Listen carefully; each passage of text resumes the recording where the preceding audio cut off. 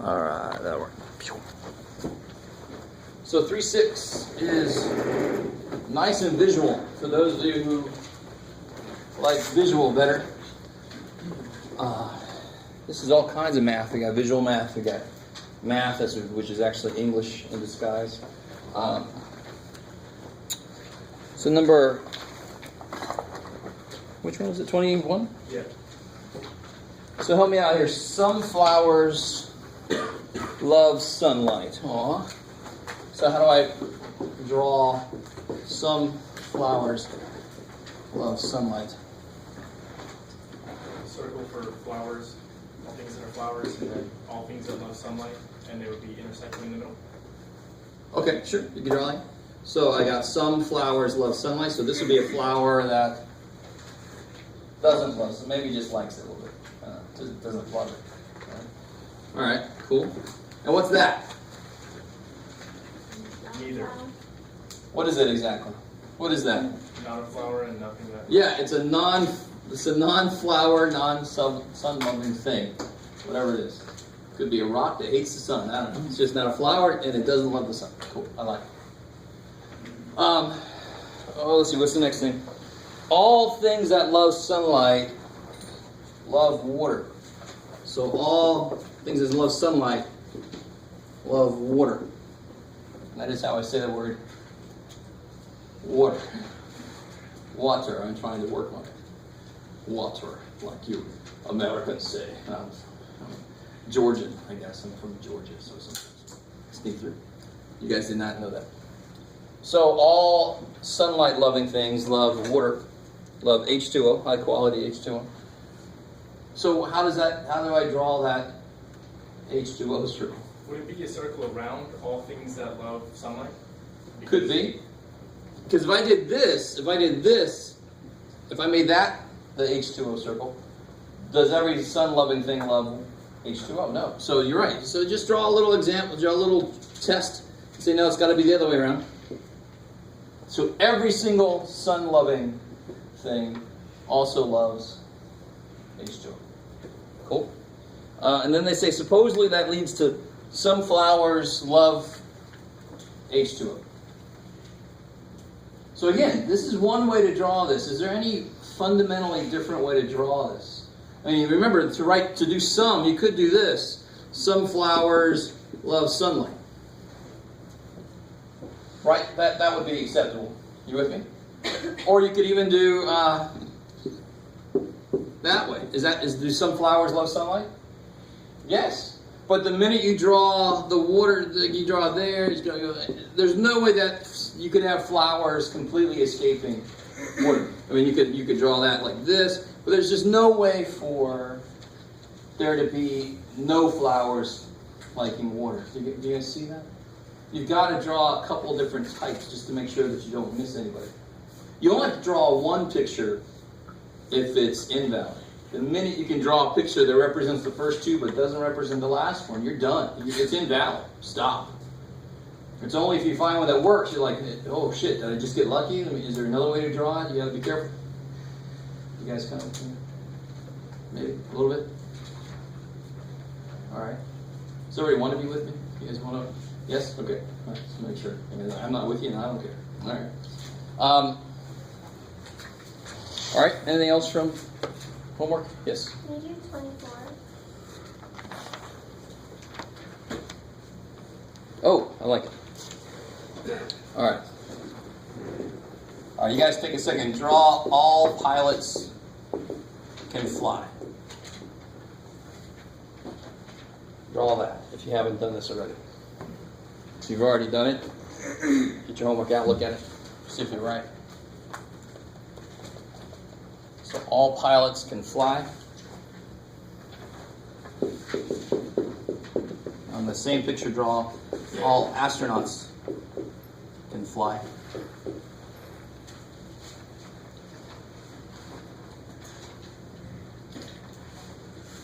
And do you see how so if I said all A are B, which one is the smaller circle inside the bigger one? Which is a small circle?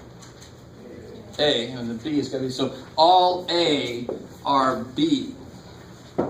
Does that mean that all B are A? No, but it only has to work that one way.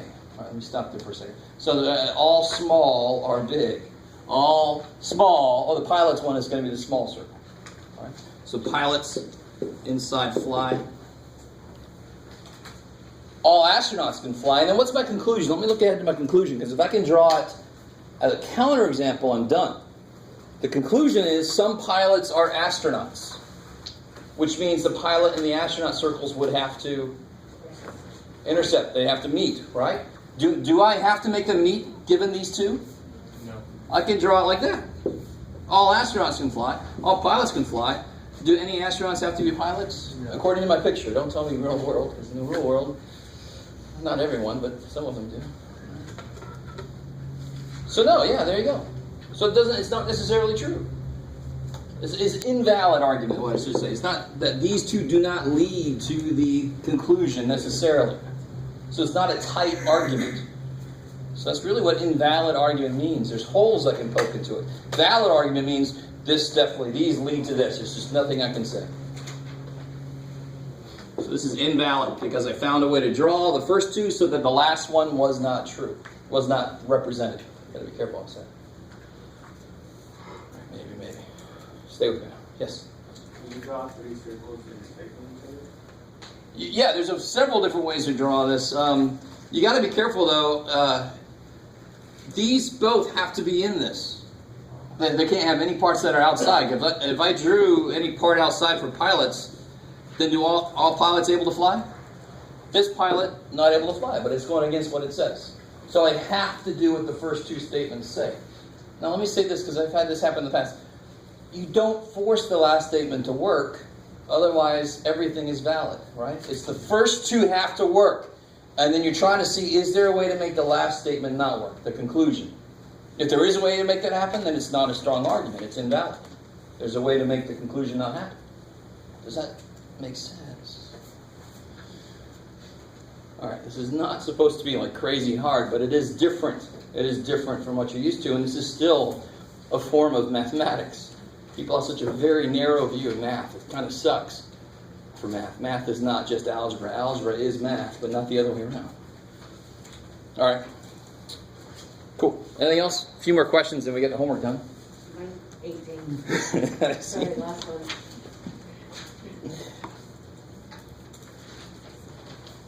Oh, okay. So what do you got so far? Uh-oh. All right, I heard that. So some professional golfers give golf lessons. So the main way to draw that, so let's say professional golfers, golf lessons, and what's the other thing? All people who, and then people who belong to the PGA. So we'll say PGB. Professional golfers. Oh crap, Jeff, there's just too many things here. Golf lessons, let's call that L. Let's just write the words out, Jeff. Stop being lazy. Some professional golfers give golf lessons. So what's the standard way to draw that? There's a couple different ways, but the standard way is how? Drawing two circles that do what? Cross. So some math teachers have memory. Oh, some professional golfers give golf lessons. Good. So those people, those are the ones that give golf lessons.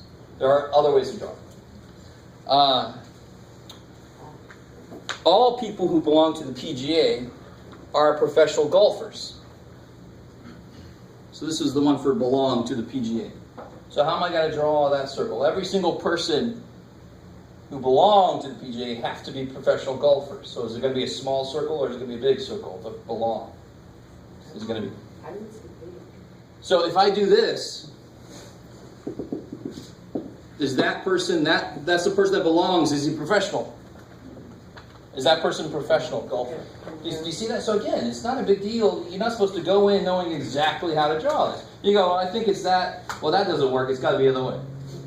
You don't have to memorize all the different ways. Some of them are going to be like, oh yeah, it's this. This is normally how it is. But sometimes you just draw it and go, that's not right. Shit, let me back up and... Is that right now? Every single person that belongs is professional golfer, right? And what's the conclusion supposed to be? Where'd it go?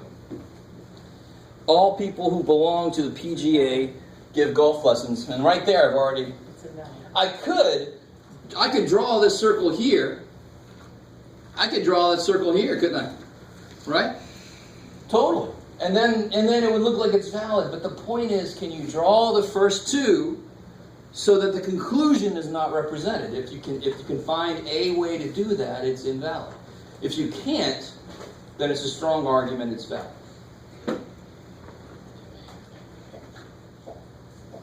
We'll see. All right, that's it, I think. I thought about half the homework. I think it's enough. All right. And they have a ton of examples in here for looking at how the different ways to draw each of these statements. All, none, some. Okay. So let's get into chapter 4. And chapter 4, just to let you know, we're going to discuss chapter 4. We're going to work towards the test, but at some point we're actually going to get a project out of chapter 4. Oh, joy. Right? And it said this on the syllabus. You should have been aware at some point there was going to be a project coming at you. And personally, let me just give you what I think most students hear as a horror story. I used to teach 120 linked with an English 120. Oh, it sounds horrible, but it was awesome. Students, at least on the surface, they said they liked it. But they would write papers related to topics in here. So fallacies are completely in the domain of English and math, right? So that's a beautiful overlap. The numbers section, the numbers that we're going to get into, you would do papers on number systems of different cultures across the world. So there's several cultures actually in the world that their numbers actually start from their fingers, like we sort of do, but the names of the numbers actually relate to where they are on their body. So the fingers, and then the wrist, and then the arm, and then the elbow, and then up the top of the head, and then down. And then they say part of the number's name is other side. Right? In fact, let me see if I can find. That's why I put this up. It should be. Well, let's see. A few years ago, when I looked it up, it was one of the first things here. Go away. Let's do Numbial? I like it. I like it just when you're not sure, just go in the middle of all the numbers. Alright. Oh, look at all this. This is so cool. And you're like, yeah. So we're going to be learning, actually. So here's Roman numerals. It's one of the first ones, not quite the first one, but one of the first ones we're going to talk about. We all should know Roman numerals a little bit. So we're going to get a little deeper into the math of Roman numerals. We're not going to go crazy. Just very basic putting numbers together. We, of course, use Hindu Arabic. I mean, you can see the numbers starting to look like what we're used to around Eastern Arabic. Right, so we actually use what's called Hindu Arabic numerals. So if I say convert from Hindu Arabic numerals to Egyptian, don't freak out. Hindu Arabic is ours. The stuff we're used to. 1, 2, 3. That's us. Let me see if there's something else. Mayans, we're going to learn about the Mayan number system. Cool. Now, where's the one I'm talking about? Let me see. Well, here's, that looks almost Greek. Not quite.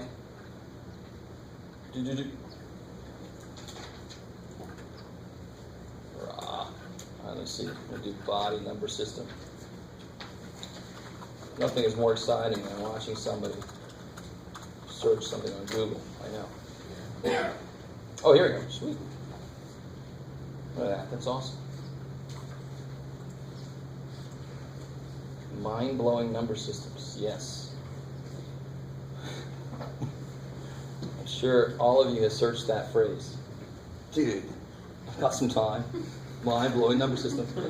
And there it is. It's crazy. It looks like a Martian, but it's all right. Holy crap, look at all these people that use... Now, I think the other one would have been better, so I can show you some... Here we go. Yeah, there we go. Yeah, okay. Oh, so here's the people that use it. Now look here. Here we go. Imofo, other side. So there they start the little finger, ring finger, middle finger, so forth. And here's the numbers that correspond to that body part. So there are several cultures on the face of the earth currently who use this numbering system. All right, let me back up.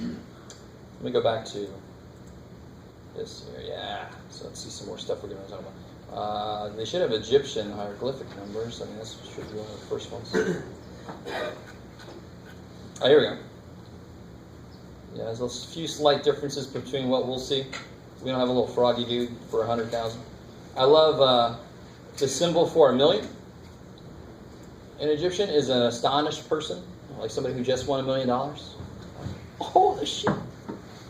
I'm not being offensive in any way. It's the truth. That is what that is. Here's a type of Babylonian number system. We're going to talk about that. Okay, so I'll stop talking about what we're going to talk about and talk. So the very first thing I want to start with is actually Egyptian numbers. And there are several different types of number systems. Our number system is not the best number system, to be honest. In fact, it's really good in a lot of ways, but it sucks in a few other ways. But it's kind of like the best one on average, right? So why is our number system the way it is? What is our number system? Let's start with our number system before we get into other number systems, because we don't even know everything about ours. You didn't know, a lot of you guys didn't know it's called Hindu Arabic. So one interesting thing that had to evolve, and the number systems did evolve over time, is the idea of the place position. So place value. So if I write the number 1, 2, 3 as a single number, 3 places there. What is the number 1, 2, 3? If I write it like that, what does it represent? What's the 1 represent? So if I just wrote this number, let me say it like that. If I wrote that number, how would you say it? 123. So the 1 is hundreds, 2 is tens, and the 3 is ones. Kick-ass. So that's what it means by a place value. If I change this to 321, that's a completely different number. Right? You wouldn't say, well, I wrote that down. I said this. Well, it's the same. No, of course we wouldn't do that. So it's place value. Depending on where I put the number, that changes what it is. And of course, if I wanted to represent 3021, we have the number 0, which didn't exist. Had to be invented. I think I already said this earlier, but the Babylonians didn't have the number 0 at all. They didn't have any representation of 0. So if they wanted to put a 0, they just put a lot of space and prayed. Please understand. That's a 0. Right? They didn't have a number system. The minute they invented 0, this is not why, but when they invented 0, very soon after that, their civilization collapsed. I hope it's not why. We've had 0 for a while. We've been doing okay. We haven't collapsed. So, we have place value, and so we'll look at several other civilizations, and most of these will be more ancient. Nowadays, a lot of cultures use 0, 1, 2, 3. For example, we're talking about ancient Chinese symbols later, but nowadays, of course, they just use 0, 1, 2, 3, right? Egyptian is an example of an additive number system. So we'll also look at multiplicative number systems after this, and then we'll look at other place values like ours. Right? And of course, I think I already said, we have base 10 because we have 10 fingers. If we had an extra couple fingers growing off the side of our hands, we would have a base 12 number system. What the hell would that look like? Holy shit. Well, actually, we're going to learn that too. We're going to talk about base 12, base 7, base 2. Yay, Jeff. It gets really interesting. Hopefully, see, this is the best part. So here's Egyptian. So just to kind of allay your fears, right? I don't use the word allay much, but just to put you at ease. I'm not going to make you memorize beyond the Roman numerals, which most of you should know. I'm going to make you memorize those if you don't know them. Beyond that, I'm not going to make you memorize the Egyptian symbols. The Babylonians, they've only got 2 symbols, so I'm still not going to make you memorize them. You guys kind of with me? So don't freak out going into this saying, holy crap, I got to remember that 100,000 is a tadpole, which I guess is a frog, right? I'm going to be represented because I've forgotten some of these myself, so I'm not going to make you, I never make people memorize something I don't have memorized myself. So 1, I remember, sort of, it's a staff. So the staff is representing 1. 10, now here's an interesting point. the Egyptians did not have a base. They don't have a base 10, but they sort of do. All their numbers are based off of the number 10. It's interesting. So it's not a real place value system like ours, but you still see the number 10 showing up in their numbers, okay, in their numerals. And while I'm thinking about it, before I get too far away, this symbol represents what? Okay, so this is the number 2 that I've drawn. It represents the idea of two things, right? So I could represent two things like that. I could represent two things like that, like tally marks, right? 1, 2, 3, 4, 5, so forth. You guys kind of with me? So there's the idea of numerals that we use to represent the concept of number. Those are two separate things. And this numeral, had to evolve over time. And in fact, it's evolved amongst all of you in interesting ways. We all have different ways to write the number 4. Some of us do this, some of us do that. Well, maybe not that crazy. I can't even do that. Right? I can barely draw. I can barely write. What am I talking about? You guys know that all too well.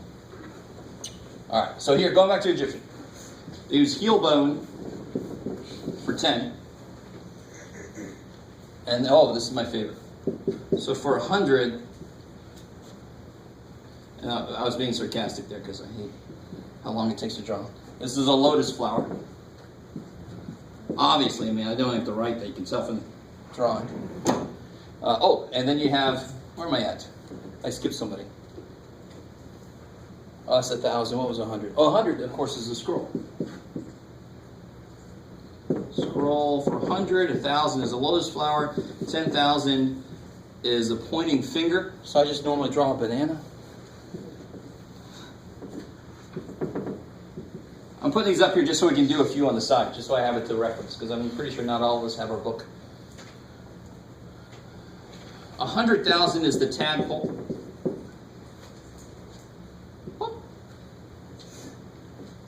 Right, yeah, tadpole, and they say or whale. I love that. It's a tadpole or a whale. That's kind of a little bit of a range. And then 1,000,000, of course, was the...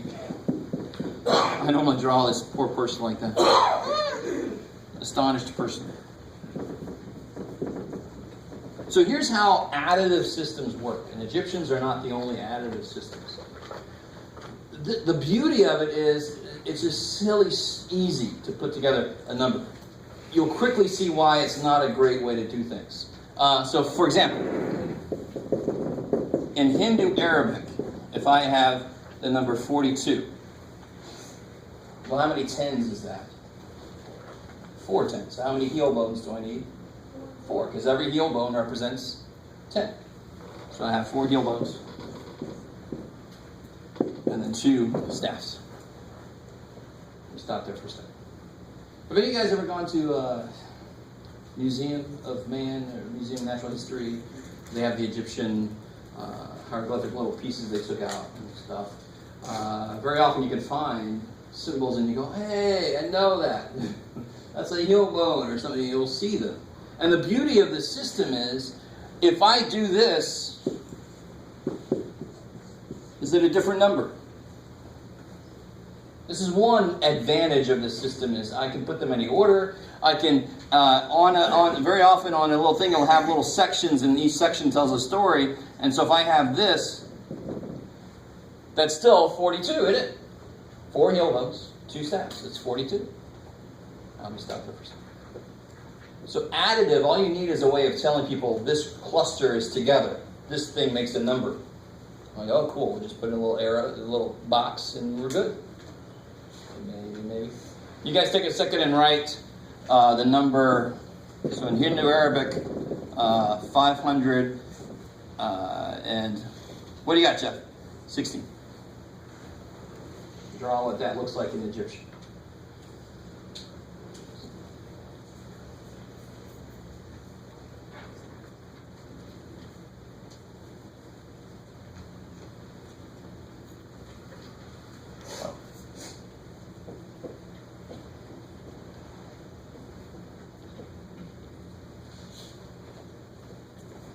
So this is a you get it or you don't moment. So if I want to do 516, I need 5 whats? Scrolls. 1, 2, 3, 4, 5. And then careful. 1 heel bone. And then 6 is the one, 6 steps. Step is a weird word to pluralize. If you want to say stabs or something. But we got some stabs. It's just me. Alright, it's not too bad, right? It's pretty easy. What about if I wanted to write the number 9,999,999? That would suck. Yeah, I would just write a million, just round the damn thing out, 10 million or something. You guys, that's the drawback of this. The larger the numerals you need for each place that we can talk about now in our number system, the more symbols I need, the longer, because to do this, they have to freaking tap this out into this rock. Holy shit! I'm like, you want 9,999? Let's just make that 10,000. That would be me. All right, let's round that up. You guys understand? That's the immediate drawback. They actually did have. We're not going to get into some of the math that we could get into. For example, they did have ways to represent fractions in Egyptian. All right, so I might make that like an extra credit kind of little thing to look into.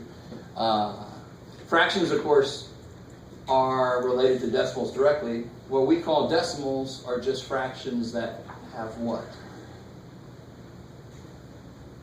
What we call decimals they're just fractions. What do they have? Give me a decimal. 0.2. And what is that as a fraction? 2 tenths.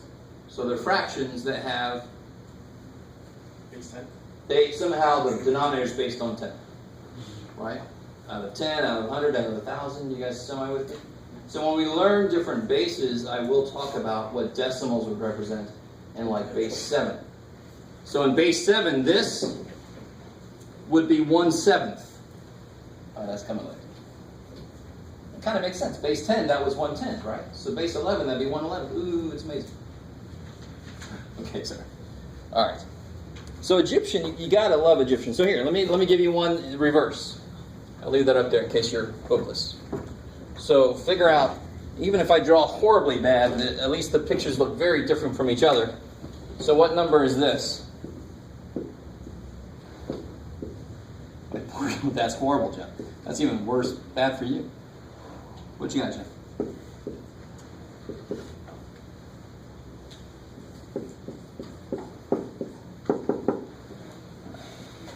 So don't say anything out loud. I like it. 301. Well, that number is fishy.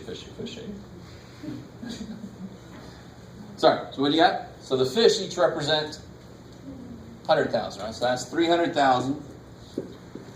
Let's see. Let's just put it together like this. 300,000. And what's that? 1,000.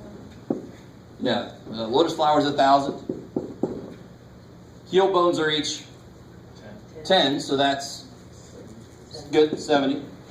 And then I got 3. So I got 301,073. That's what that is. So if you were an educated Egyptian, this is really weird for us.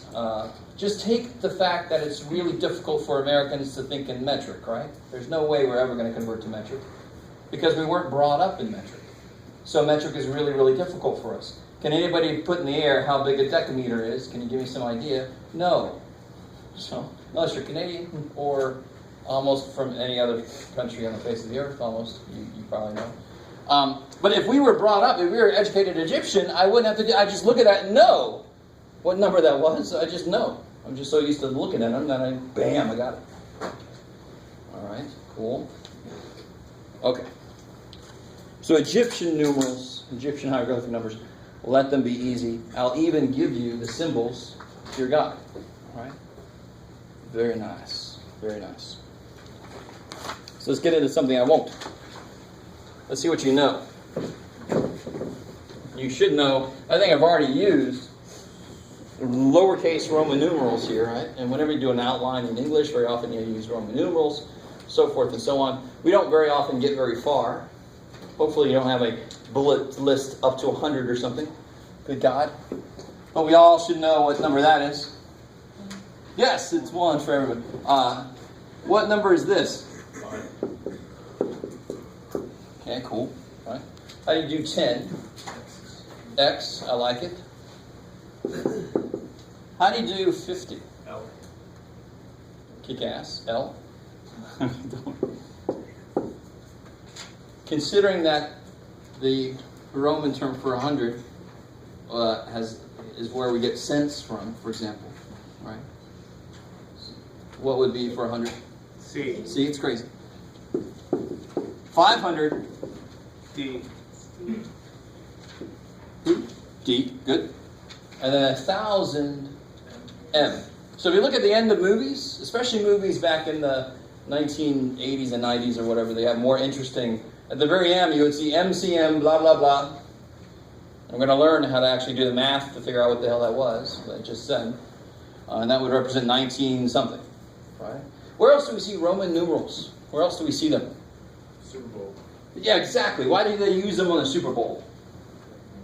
You see Super Bowl 50, and you see that they drop from the sky, a rock, boom, boom, rah. Why do we use them? Because it makes it look more, rah. You know, if you just said Super Bowl 50, Comic Sans, maybe not. All right? They want to be, they want the thing made of them. You know, it just makes it look more, rah. Plus, it probably evokes images of Roman Colosseum, stuff like that. Right? You guys with me? Somewhere else that we use them is on clock faces, because it's much easier to read Roman numerals from a distance.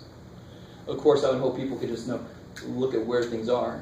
Right? And that was the goal of Swatch, I think, back in the day, way back. Now I'm really dating myself. Swatch? Anybody remember Swatch? No. All right. Be glad you missed that period. So how do Roman numerals work? Roman numerals have a few. Oh, sorry, didn't put it. M. It's 1,000. Oh, let me say this right before we get too far.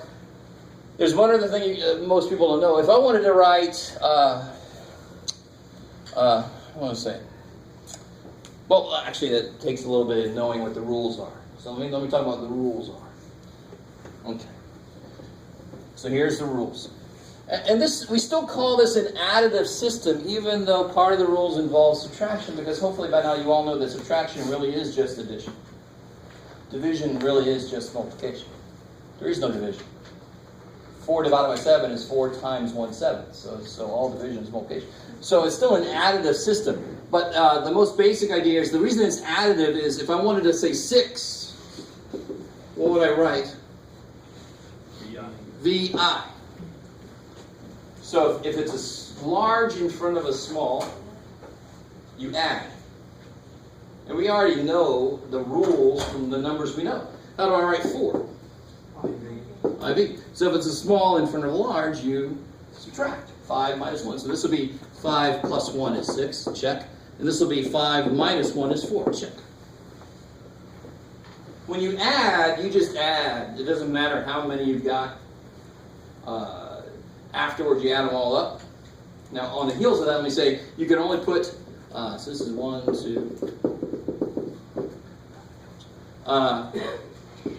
can only use 3 symbols in a row, at most. So, if I wanted to say 3,000, what would I do? You guys with me? 3,000, so I need 3 M's. I'm only allowed to use 3. If anything, I'm good. I can write M, M, M. Now, if I wanted to write 4,000, what am I not allowed to do? I can't have 4 M's. I just can't. And one reason they did that is, if you put all these rules together, it just makes it easier for them to have quick ways to read these numbers off. There's no real big overarching reason why it wouldn't work to break some of these rules. It was just, if they follow the rules, it makes it easier to read these off. And just imagine, we're used to looking at these numbers and we're like, I know Roman numerals, but I know IV is 4. But imagine living every day having to look at these numbers, and I'm talking about numbers like 5,672, and if you see this, and you're like, oh, it's 5,000. I mean, you're already taking too much time. You got to be able to go up to 5,672. You have to know what it means. You have to know what it represents, right? So you want it to be easy to read off. So the one reason they have a few of these rules is so it's easiest to read off quickly. So if I wanted to write 4,000, here's how I would do it. I can't write, no, can't do that. So here's how we do it. You write the number 4, and then you put a bar over it.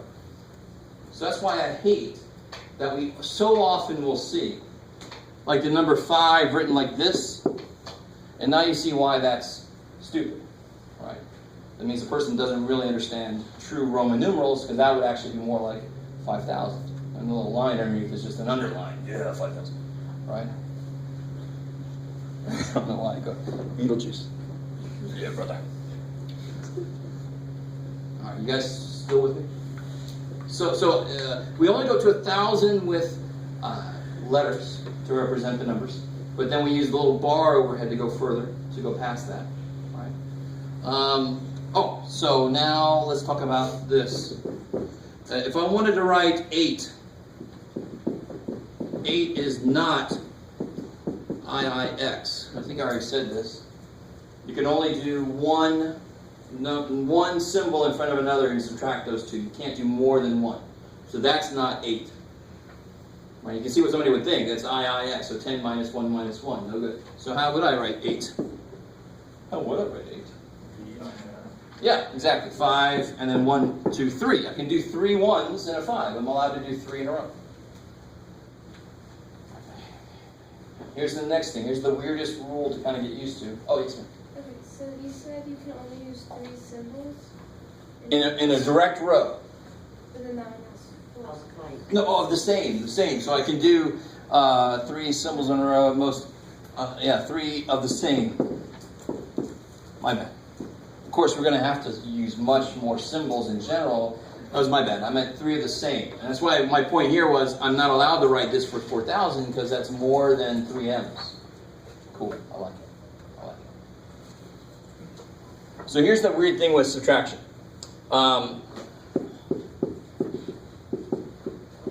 You can only subtract 1 from 10 or 50. You can only subtract 10 from 50 or 100. You can only go up 2 steps away. So if I wanted to write the number 99, I cannot write IC. I see.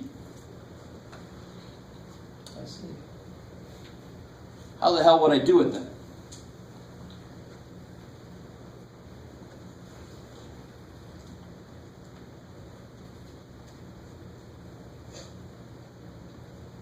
XCIX. All right, good. 90, how would you make 90? Well, it's 100 minus 10. So when you start to put these numbers together, you think if it's below something, like 90 is right below 100, or 400 is right below 500, you start to think about it's 10 less than 100. So it's 10 less than 100. So if the smaller number comes first, that means subtraction, right? So that's 90. And then, of course, to write 9, it's the same idea. How do we write 9?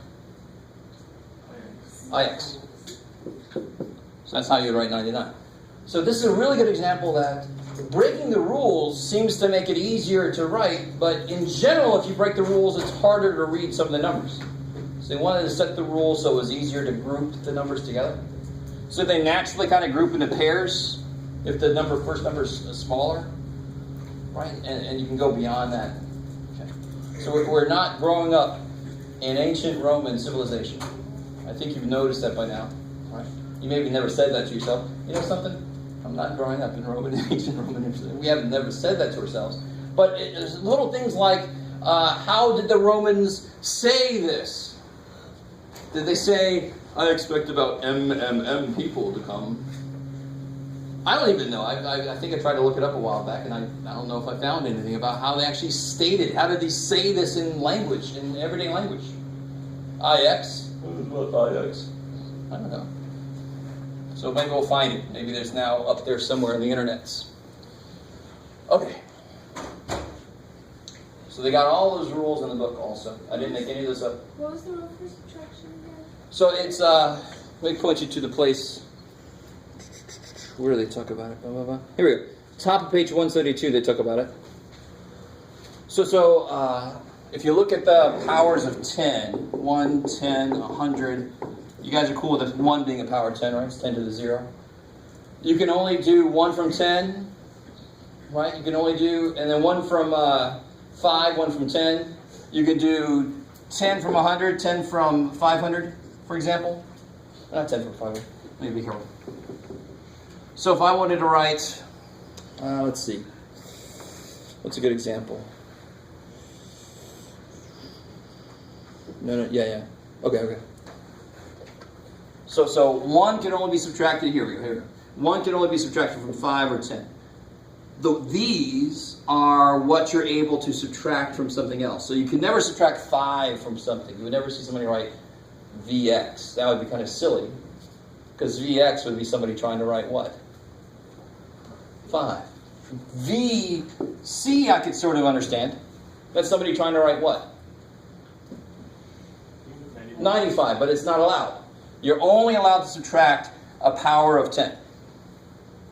All right, and we're sort of used to that. We've seen that in action already. And you're only allowed to subtract it from the next 2 things up. So I couldn't subtract 1 from 50. I could subtract 10 from 50 and 10 from 100, but I cannot subtract it from 500. And so forth. Maybe. Oh, you guys are, I can see the excitement already. I can hear it too. I like that. Oh, God. But this is important. Why is this important? Because Roman numerals are actually used around us in places. That's why this is the one that I want you to memorize the symbols. Because you see them in use. So let me let you try a few of these. I'll leave that up there. Try to write this in Hindu Arabic. Convert from Roman to Hindu Arabic. Did you see this? What did you do today at college, honey? Well, I converted numerals from Roman to Hindu Arabic numeral system. Thank you very much. Oh, shit. All right, damn. Excuse me. Let's see. All right, so let's try this. Nice one to start off with. Oh, what you got, Jeff?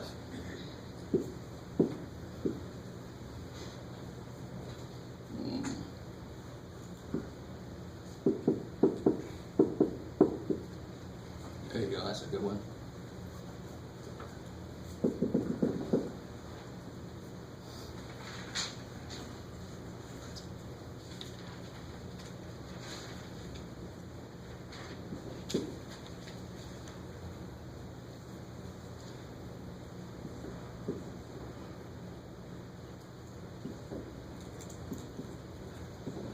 All right, that's good. We'll stop it there.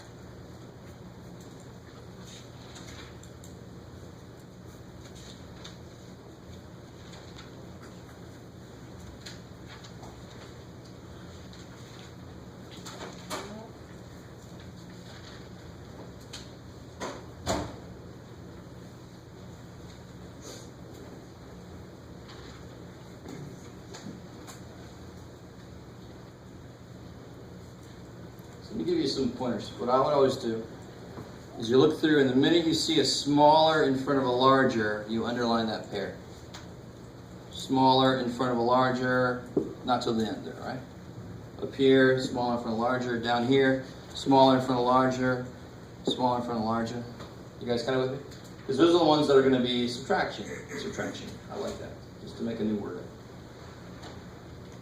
And then once you figure those numbers, you just add everything else in that thing together. And you got it. So it is basically additive. It's better than Egyptian system because it takes fewer symbols to write several numbers that the Egyptians would take forever to write. Right? And this is really, the one big reason why I love this section is when I teach algebra, I try to get my students to understand things like, why does that mean what it does? Why did we put a 3 there to represent 7 times itself 3 times? I mean, did it have to be that way? Of course not. Did the number 3 have to be that way? Of course not. In fact, if the person that came up with the symbol for 3 ever saw me writing it, he probably wanted to kill me. Like, that's not what I meant. What the hell is it? I don't know. 3 is bad for me. You guys kind of follow in between me being weird? All right. But I just love this idea of students. I don't know where you think math came from. Like, is it some kind of weird Whitley Strieber aliens came down and handed it to us? Here is math. Of course not. We created it. We made it. We made it do what we wanted it to do, and we created it. It didn't have to be the way it is. So what do you guys get for this here?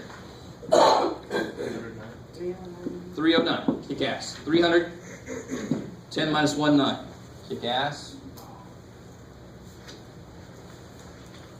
What about this one? 1,984. Yeah, so let me write this down. I can do it. 1,000. And then this pair subtraction. 1,000 minus 100. 900. 900, Jeff. There you go, buddy. L 50 plus 30 plus 4. So it'll be 1984. Kick ass. All right. Good year for movies. So if at the end of E.T., I think, came out in 1984. If you watch at the end, you'll have this exact thing at the end representing the year it was made. Just to make it freaky looking, because I think most Americans don't know this shit. They'll be like, wow, look at that. That's neat. Super Bowl's coming? No. By the time that Super Bowl rolls around, hello. What about this guy? What's this? Good. So that's 10,000. 464. Yeah, that's CD. So that's going to be 100. Take away from 500, so it's 400. Yeah, good. 64. So it's 10,464. Kick ass. Cool. I didn't even know what it was until I just did it. I'm like, I made that thing. I didn't know what it was. Not too bad, right? Now, of course, that way is the easier way. The other way is the harder way. It's easy to do if it's already in Roman numerals. It's easy to backtrack it to our system. So here, do it the other way. Hindu, Arabic to Roman. Let's start shelf nice.